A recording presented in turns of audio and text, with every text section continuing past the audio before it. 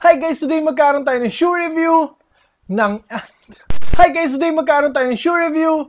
Anta Free to Dream Z-Up.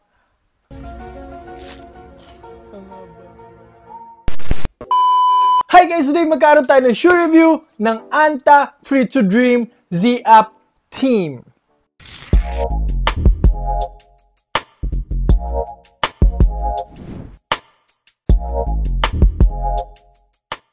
Dahil sobrang natuwa ako sa performance nitong Z-Up, yung regular, yung premium version nito, naisipan ko na itry din yung budget version, yung team version.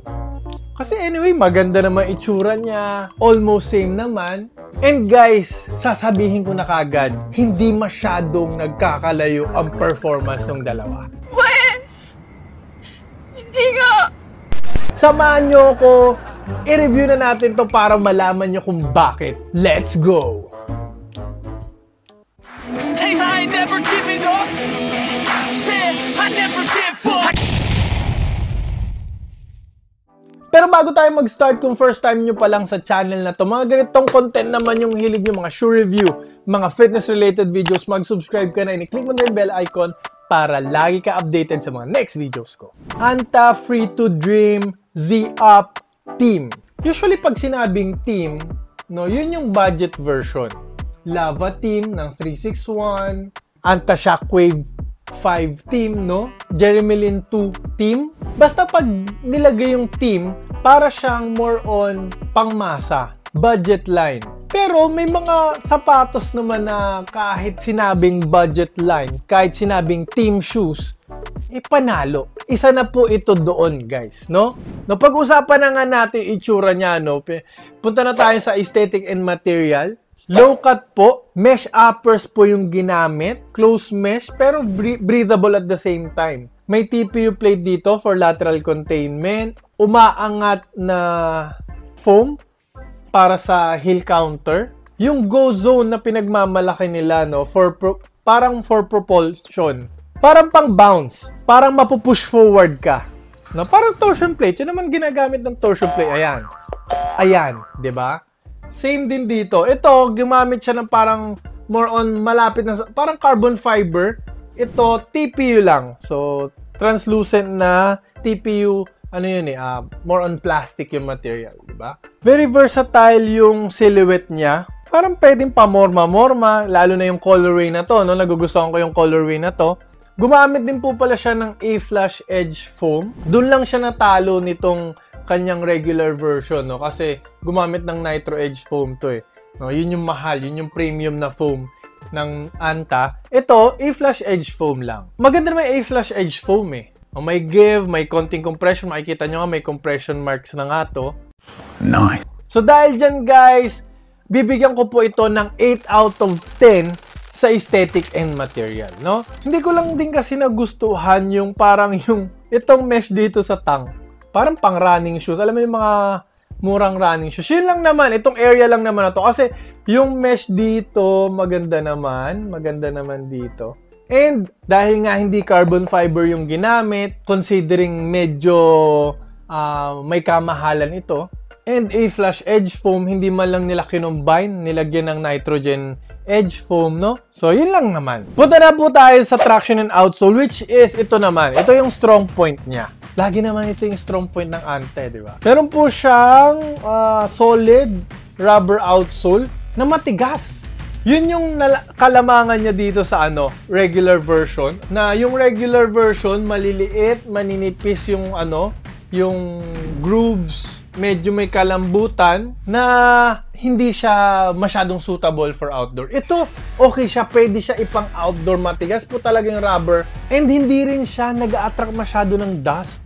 No, ang ganda actually ng pattern niya. No, may wavy patterns dito. Herringbone pattern. No? Iba-iba yung pattern. Konting punas lang. Okay na agad. Malinis na agad. Halos wala nangyari. Hindi rin i-stick yung bato-bato. And makapit, squeaky po. Maingay po siya. So yung traction nito, gusto ko talaga. Perfect actually. Top tier yung traction. Makapit po talaga in all directions. So 10 out of 10 po sa traction and outsole. Next guys, punta na tayo sa safety and support. Okay naman yung safety and support nito guys, no? Dahil dito sa TPU plate dito na umaangat, na naka-hook, nakasama sa lacing system, sa sintas ninyo. So pag hinigpitan mo yan, magdi-dig down naman talaga. Magdi-dig in, mararamdaman mo yung lockdown. So yung mga jab step mo, Euro step, side steps na tinatawag, no? Okay, covered ka nito. Plus, umaangat din naman kasi yung foam. Ayan, umaangat yung foam dito, no? Umaangat din dito. So, kahit pa paano, nag-act siya as a sidewall dito sa lateral area. Dito rin, sinabi ko, umaangat din. Nag-act din na sa heel counter. Kahit pa paano, stiff enough. And speaking of outrigger, hindi nga lang masyado yung outrigger nito. Hindi masyadong makapal, hindi masyadong malapad, no? Parang very narrow siya actually. Ito, no, maging honest ako, parang hindi ko nagustuhan sa kanya. Parang mas supportive pa tuloy ito na napakanipis, napakagaan nito. Parang mas supportive pa itong regular version kasi low to the ground. Tapos parang, ayan, no, may sobrang support niya sa lateral. I mean, yung outrigger niya. Hindi ka parang mag-roll over. Parang ito kasi para siyang unstable ako ng konti. Parang sana nilaparan pa nila dito. And dito rin, no, sa medial part, parang wala na masyadong support. Hindi man lang umangat yung sidewall dito, no? Though may mga infusing naman, may infusing kahit pa paano dito sa toe area. So kahit mag-toe drag ka, tatagal naman to. And may support naman dito sa toes talaga. Maganda dito, okay dito. And pala guys, no, may torsion plate naman, no? Kahit pa paano, malaki nga yung torsion plate niya eh. So kahit pa paano may twisting support. Maganda, no? Pero dahil dyan, no, dahil nga dun sa issue ko, mabibigyan ko lang po siya ng okay na score. Bibigyan ko po siya ng 7.5 out of 10. Kasi hindi lang ito yung issue ko eh. Issue ko rin kasi yung heel counter. Parang gusto ko pa sanang medyo mas stiff enough. No, stiff pa. Konti lang naman, no?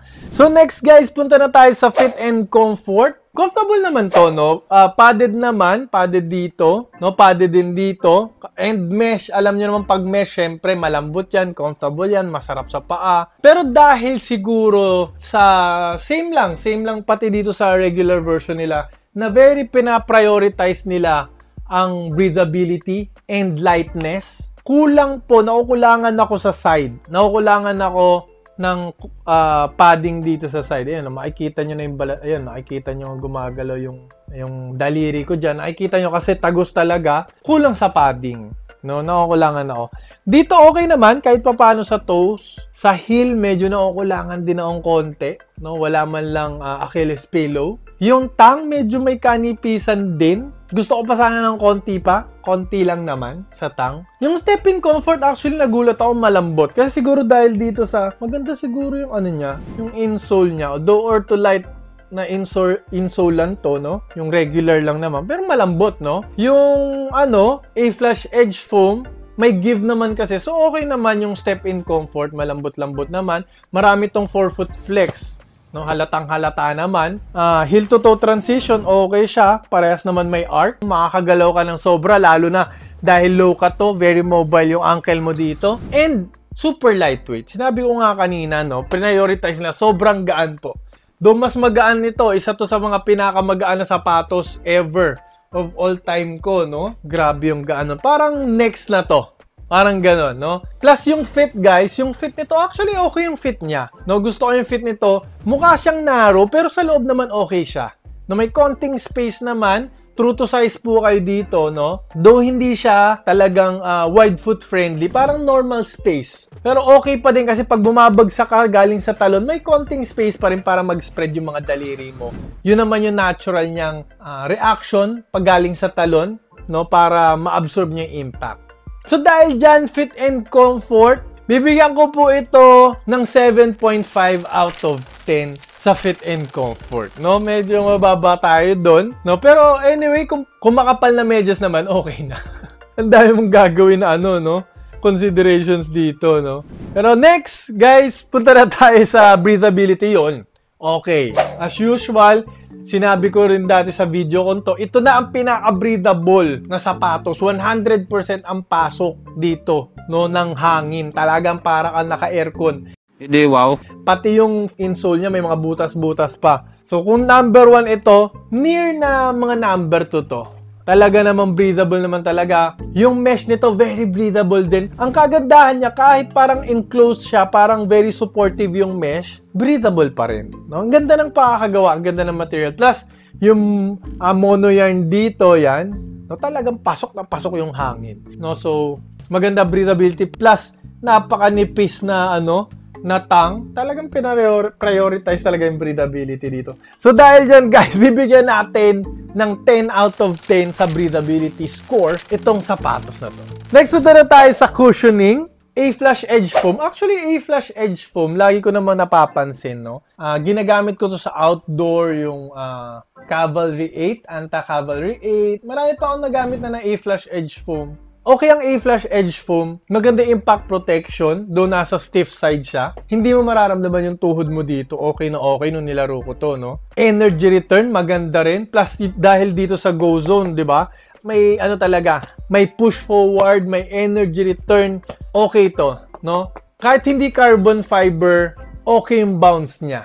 And low to the ground to guys, pang-point guard na pang-point guard talaga, ramdam mo, no, yung court feel, ibang level talaga rin, no? You will feel fast, you will feel quick, no? Para naman talaga to sa mga quick na players, para talaga sa mga sa point guard. Kaso lang yun nga, may konti akong naramdaman. Konting-konti lang naman, kasi ang A-Flush Edge Foam, maganda pa rin naman ang shock absorption niya. So dahil dyan guys, bibigyan natin to ng 9 out of 10 sa cushioning, no? Kasi okay talaga yung tuhod ko, may konti lang ako naramdaman, kaya hindi ko siya na perfect. And yung bounce naman niya maganda pa rin. It gets the job done. Kaso lang sana carbon fiber din, no? Kaya hindi ko siya na 10, no? Kaya hindi ko siya na perfect. So guys, next na tayo, price tag. Nagsisale naman po to. Nagsisale siya ng sobra, no? Na umaabot siya ng 3,000 na lang, which is good. Yun talaga dapat ang presyo nito, mga 3,500. Nasa budget line naman siya, nasa budget shoes naman talaga siya. So, abangan nyo guys, maglalagay ako ng link dyan sa baba.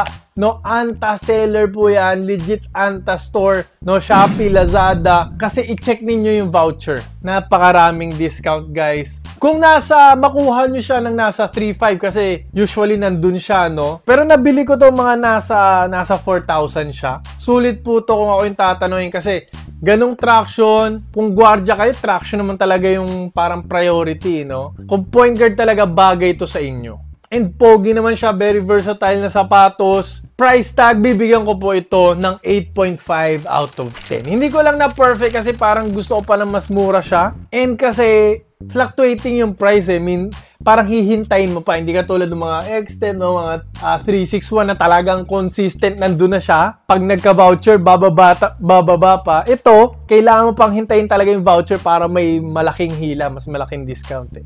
So, dun siya. Kaya hindi ko nabigyan ng mataas pang score. Pwede nyo nang i-add to cart to. Nandiyan naman yung link sa baba. Highly suggested ko to kung gwardiya kayo. Kung point guard, light na shooting guard kayo, sakto ito sa inyo. Pero kung naghahanap pa kayo mga pang point guard, shooting guard ng mga sapatos, no, ng Anta, maglalagay po ako ng link dito. And yung bilog dito, huwag nyo kalimutan pindutin para makasubscribe po agad kayo para like kayo update sa mga next videos ko. Marami po salamat sa panonood. Mag-ingat po kayo palagi. And lagi nyo rin po tatandaan to always drink your protein. Bye!